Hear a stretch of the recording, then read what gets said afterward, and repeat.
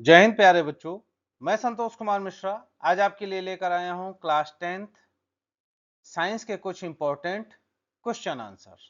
ये important question आपके exam के लिए बहुत ही महत्वपूर्ण है, तो आप इनकी तैयारी कीजिए, नोट्स बनाइए और डायग्राम की प्रैक्टिस बार बार कीजिए। चलिए शुरू करें आज का वीडियो।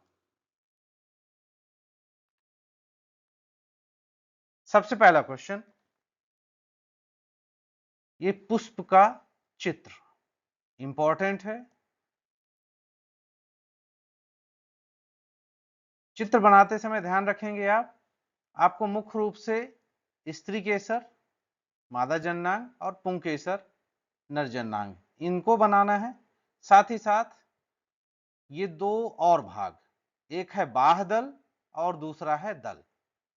बाह्यदल का मतलब ये जो बाहर की तरफ हरा हरा भाग दिख रहा है ये है बाह्यदल, और बाह्यदल के बाद जो ये पंखुड़ियां होती हैं ये कहलाता है दल। फिर पुंकेसर में दो भाग, ये ऊपर की तरफ ये जो दिख रहा है आपको ये परागकोश है, और ये जो लंबा सा दिख रहा है ये है पुतंतु। तो पुंकेसर के दो भाग हो गए। स्त्री केसर के तीन भाग, सबसे ऊपर की तरफ ये दिख रहा है आपको ये वर्तिकाग्र है, फिर ये लंबा सा ये जो पार्ट है ये कहलाएगा वर्तिका, और ये नीचे फूला हुआ जो भाग है इसे कहेंगे अंडाशय। तो इस तरह से पुष्प का यदि नामांकित चित्र आता है तो आप ये बाह्यदल, पहले तो ये पुष्पासन हो गया, उसके बाद बाह्यदल, बाह्यदल के बाद दल, फिर पुंकेसर और स्त्री केसर बनाएंगे। इसकी प्रैक्टिस जरूर कर लीजिएगा। और पुष्प से रिलेटेड यदि मान लीजिए कोई क्वेश्चन भी आता है तो आप इसके आधार पर उसका आंसर दे सकते हैं। यदि स्त्री केसर आ गया, पुंकेसर आ गया, पुष्प के भाग आ गए, तो यदि आपने चित्र बना के प्रैक्टिस किया है तो आप उसको लिख सकते हैं। चलिए नेक्स्ट क्वेश्चन देखें। लैंगिक एवं अलैंगिक जनन तथा एक लिंगी और उभयलिंगी पुष्प में अंतर लिखना है। तो सबसे पहले देख लेते हैं एक लिंगी और उभयलिंगी पुष्प। जैसा कि नाम से ही पता चल रहा है, एक लिंगी मतलब इसमें केवल एक ही लिंग होगा, या तो नर जननांग होगा या मादा जननांग होगा, तो इसे कहेंगे एक लिंगी पुष्प।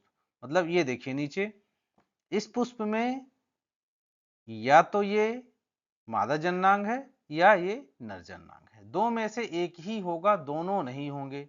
नाम से ही पता चल रहा है एक लिंगी, जैसे पपीता और तरबूज। उभयलिंगी क्या है? वह पुष्प जिसमें एक ही पुष्प में दोनों नर और मादा जननांग होते हैं वो कहलाता है उभयलिंगी, जैसे गुड़हल।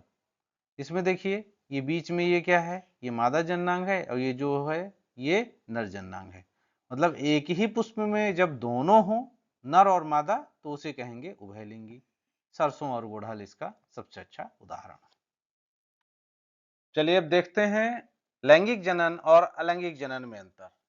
तो लैंगिक जनन में दो जनक भाग लेते हैं, अलैंगिक जनन में केवल एक ही जनक भाग लेता है। पहला अंतर। दूसरा, इस प्रक्रिया में निषेचन होता है लैंगिक जनन में, और अलैंगिक जनन में निषेचन की प्रक्रिया नहीं होती है। तो ये दो अंतर हो गए लैंगिक जनन और अलैंगिक जनन में। मानव वृषण के कार्य लिखिए।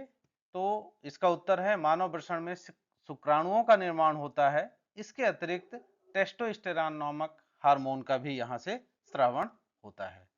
यह भी इंपॉर्टेंट क्वेश्चन है। परागण क्या है? स्वपरागण और परपरागण में अंतर लिखिए। यहां तीन प्रकार से प्रश्न पूछे जा सकते हैं। सबसे पहला परागण क्या है, दूसरा स्वपरागण और परपरागण में अंतर लिखिए, या पूछा जा सकता है परागण क्या है, इसके प्रकारों के बारे में बताइए। तो आप इस क्वेश्चन को अच्छे से तैयार करें। परागण है क्या? तो पराग कणों का किसी भी माध्यम से वर्तिकाग्र तक पहुंचने की प्रक्रिया को हम परागण कहते हैं। परागण का मतलब है पराग कणों का वर्तिकाग्र तक पहुंचना, परागण कहलाएगा। इसके दो प्रकार हैं, स्वपरागण और परपरागण। स्वपरागण क्या है? मतलब यह है कि जब परागकण का स्थानांतरण उसी पुष्प के वर्तिकाग्र पर होता है तो वह स्वपरागण है। मतलब ये जो उभयलिंगी पुष्प होते हैं जिनमें नर जननांग और मादा जननांग दोनों होता है, ये उनमें होता है स्वपरागण। मतलब एक ही पुष्प में दोनों जननांग है, नर जननांग भी है और मादा जननांग भी है, पुंकेसर भी है और स्त्री केसर भी है। तो जब पुंकेसर से परागकण निकलकर उसी पुष्प के स्त्री केसर के वर्तिकाग्र तक पहुंच जाए तो ये कहलाएगा स्वपरागण। इसके लिए किसी माध्यम की आवश्यकता नहीं होती है, पास पास होते हैं दोनों, इसलिए इसमें किसी माध्यम की आवश्यकता नहीं होती है। परपरागण में क्या होता है, जब परागकण का स्थानांतरण दूसरे पुष्प के वर्तिकाग्र पर होता है तो यह कहलाएगा परपरागण। पर मतलब दूसरा, तो जब परागकण एक पुष्प से दूसरे पुष्प के वर्तिकाग्र तक पहुंचता है तो वह कहलाएगा परपरागण। और चूंकि एक पुष्प से दूसरे पुष्प तक जा रहा है तो उसे वहां तक जाने के लिए कोई ना कोई माध्यम चाहिए। यह माध्यम होता है वायु, जल या कीट। वायु के माध्यम से पहुंच सकता है, जल के माध्यम से पहुंच सकता है, कीट के माध्यम से पहुंच सकता है, तो यह कहलाएगा परपरागण। अब देखिए परागण की क्रिया निषेचन से किस प्रकार भिन्न है। तो परागण क्या होता है, पराग कणों का वर्तिकाग्र तक पहुंचने की प्रक्रिया को परागण कहते हैं। परागण की क्रिया में जाइगोट का निर्माण नहीं होता है, जबकि निषेचन क्या है, जब नर युग्मक और मादा युग्मक मिलकर जाइगोट का निर्माण करते हैं तब इसे निषेचन कहते हैं। परागकण में पराग कणों का वर्तिकाग्र तक पहुंचना, और निषेचन का मतलब है नर युग्मक और मादा युग्मक मिलकर जाइगोट का निर्माण करना। जनन क्यों आवश्यक है, जनन में जीव अपने जैसे जीवों को जन्म देता है जिससे जीवन में निरंतरता बनी रहती है, इसलिए जनन आवश्यक है। एकल जीवों में प्रजनन विधि से रिलेटेड क्वेश्चन आ सकते हैं। हो सकता है क्वेश्चन पूछ ले कि एकल जीवों में विभिन्न प्रकार की प्रजनन विधियों का वर्णन कीजिए, या ये भी पूछा जा सकता है, सबको अलग अलग पूछा जा सकता है, द्विखंडन क्या है, पुनर्जनन क्या है, मुकुलन क्या है। तो चलिए अब इनको देख लें। सबसे पहले द्विखंडन।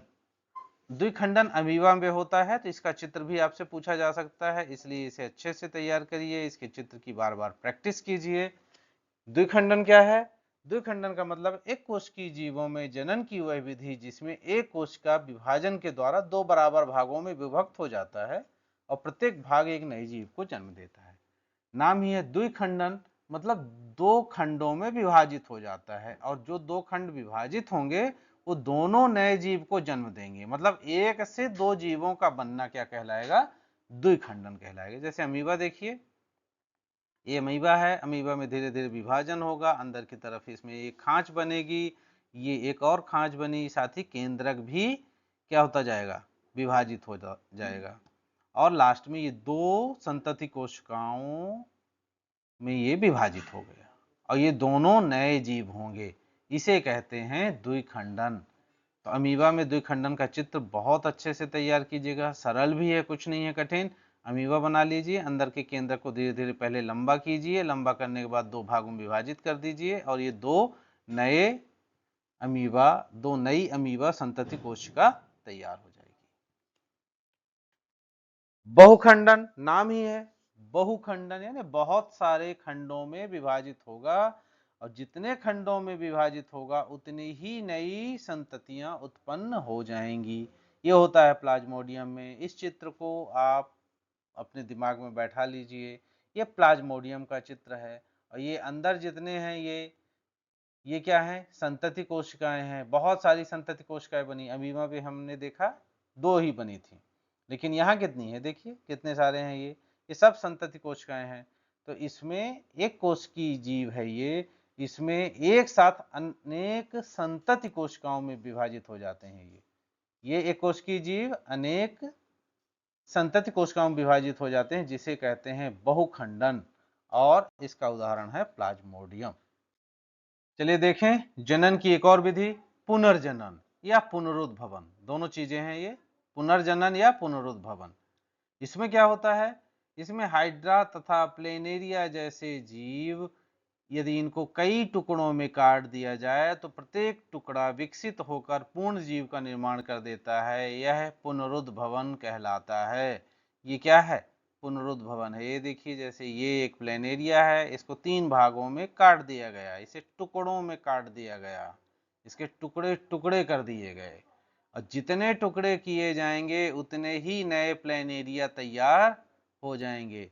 इसको दो भागों में यदि आप काट दिए तो दो बन जाएंगे प्लेन एरिया, तीन भागों में काट दिए तो तीन प्लेन एरिया बन जाएंगे। यही कहलाता है पुनरुद्भवन।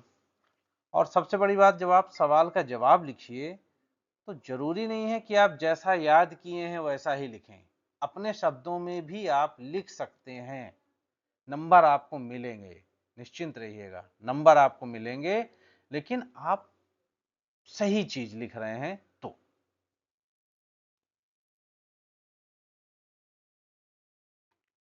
मुकुलन देखते हैं। मुकुलन क्या है? तो मुकुलन का मतलब है मुकुल, बड। वह प्रक्रिया जिसमें जीवों के शरीर पर कुछ उभार उत्पन्न हो जाते हैं जो परिपक्व होने पर जीव से अलग होकर नए जीव को जन्म देते हैं। जैसे ये हाइड्रा, हाइड्रा में क्या होगा, ये छोटा सा मुकुल तैयार हुआ, बड, धीरे धीरे करके बड़ा होगा, बड़ा होने के बाद ये और बड़ा हो जाएगा, बिल्कुल ऐसे दिखने लगेगा जैसे ये इसके जनक दिख रहे थे, और ये धीरे से अलग हो जाएगा कट के, तो मतलब एक से क्या हुआ, दो बन गए। यही कहलाता है मुकुलन, ये जनन की विधि है। अब चलिए देखें, परिभाषित कीजिए आनुवांशिकता, आनुवांशिकी। आनुवांशिकता होता है क्या? ये आनुवांशिकता या आनुवांशिक लक्षण या आनुवांशिकी, तीनों थोड़ा थोड़ा अंतर है तीनों में।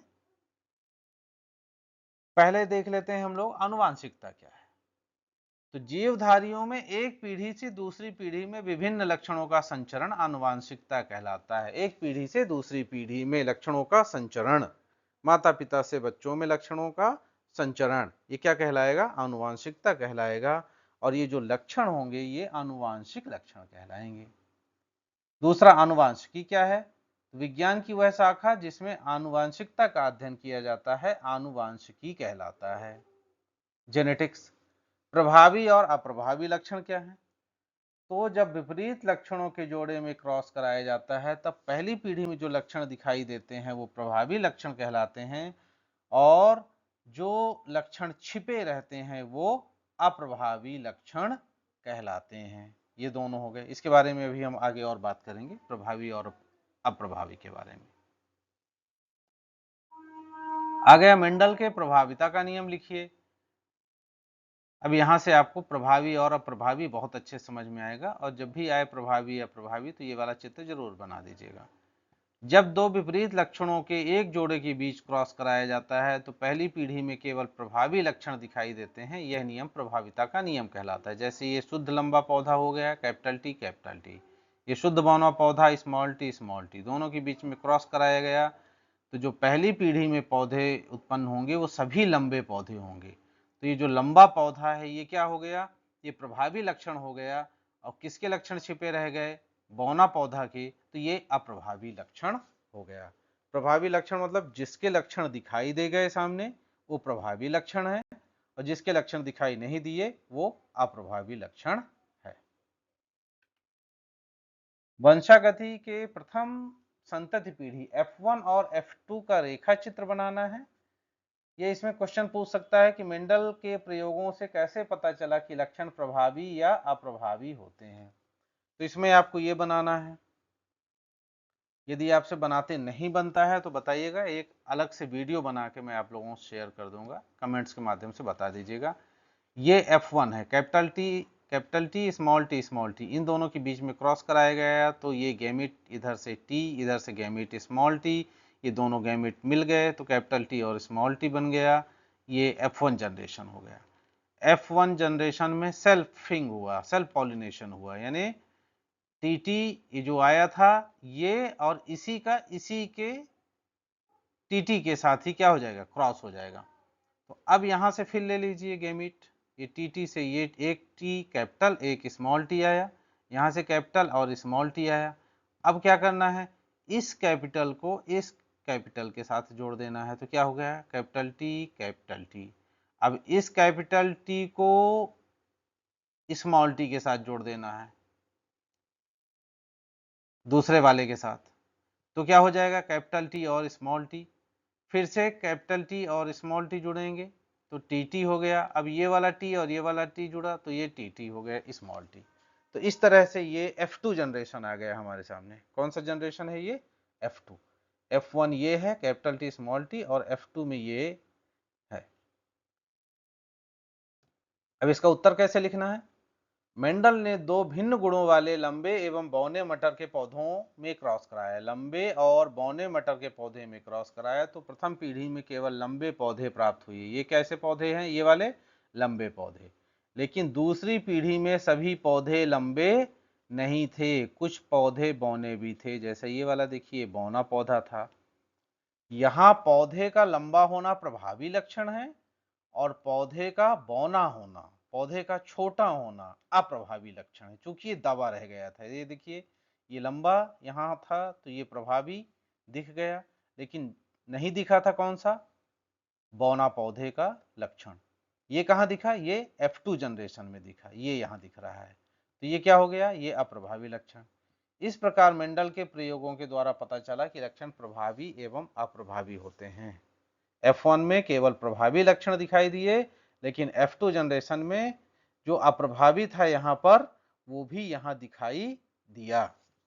तो इस तरह से पता चला कि कौन से लक्षण प्रभावी और कौन से कैसे लक्षण अप्रभावी होते हैं। मेंडल के प्रयोगों से कैसे पता चला कि विभिन्न लक्षण स्वतंत्र रूप से वंशानुगत होते हैं, या इसके ये स्वतंत्र अपव्यूहन का नियम है। मेंडल ने द्विसंकर क्रॉस कराया तो प्रथम पीढ़ी F1 में केवल प्रभावी लक्षण प्राप्त हुए। F1 के स्वपरागण से प्राप्त F2 पीढ़ी में 4 प्रकार की संतति प्राप्त हुई, जिसमें 2 जनकों के समान थे और 2 जनक से भिन्न थे। इस प्रकार मेंडल के प्रयोगों के द्वारा पता चला कि विभिन्न लक्षण स्वतंत्र रूप से वंशानुगत होते हैं। मतलब ये जो लक्षण है एक दूसरे को प्रभावित नहीं करते हैं। 2 जनक के समान थे और 2 जनक से भिन्न थे। सबसे मेन चीज यहां ये है कि 2 जनक के समान थे और 2 जनक से भिन्न थे। ये हो गया मेंडल के प्रयोगों से कैसे पता चला कि विभिन्न लक्षण स्वतंत्र रूप से वंशानुगत होते हैं। ये है डाइहाइब्रिड क्रॉस, ये जो डायग्राम दिख रहा है आपको। मानव में लिंग निर्धारण। तो मानव में लिंग निर्धारण के लिए बस आप इतना समझिए कि मनुष्य में कुल 23 जोड़े गुणसूत्र होते हैं, जिनमें से 22 जोड़े गुणसूत्र दैहिक गुणसूत्र होते हैं और 23वां जोड़ा जो गुणसूत्र होता है वो लिंग गुणसूत्र कहलाता है। ये जो लिंग गुणसूत्र है ये नर में X और Y होता है, मादा में सिर्फ X होता है।